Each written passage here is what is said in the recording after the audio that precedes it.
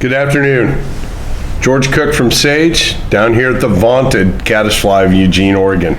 Midsummer intro, 3 new Sage rods.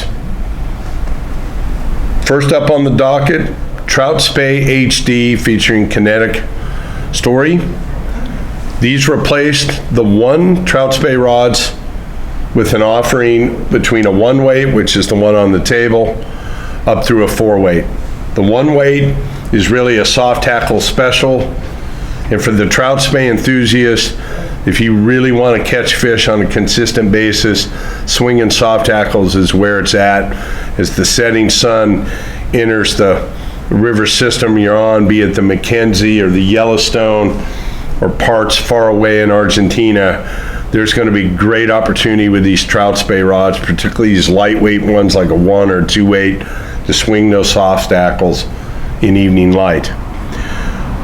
For me personally, I really like the 1 weight for that game just mentioned, and the 4 weight in the Troutspay, because the 4 will throw a nice range of flies and it'll let you do a lot of versatile stuff, from trout to Southern Oregon steelhead, Northern Cal steelhead, and my favorite conversation, Alaska rainbows, with that 4 weight. Sage Payload.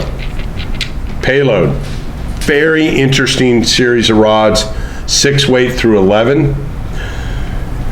6, 7, 8 weight, 9 weight model, which is before us. These are all 8'9" in length.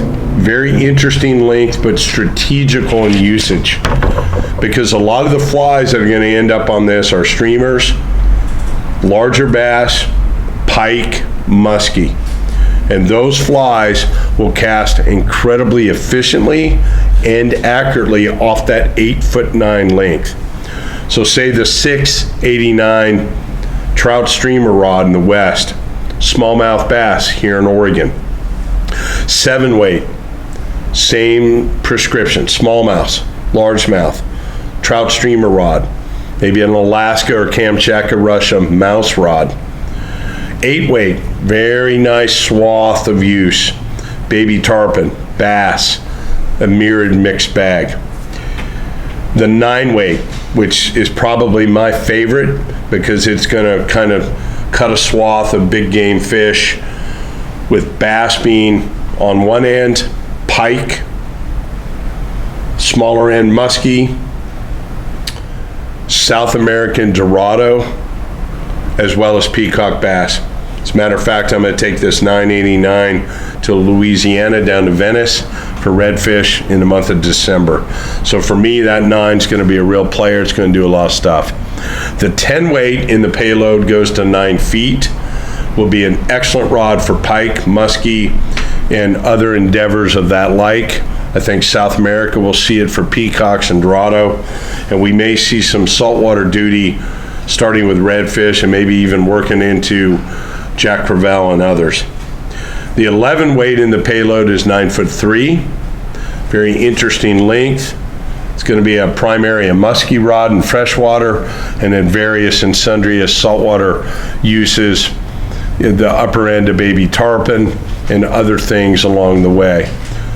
The Payload has got a unique ability to throw the large fly and throw it efficiently and throw it accurately. And that's kind of the hallmark of these rods at $550. Trout LL, return to Renaissance. A classic brought forth in modern matrix and materials. The Trout LL is featuring the kinetic storyline from Sage.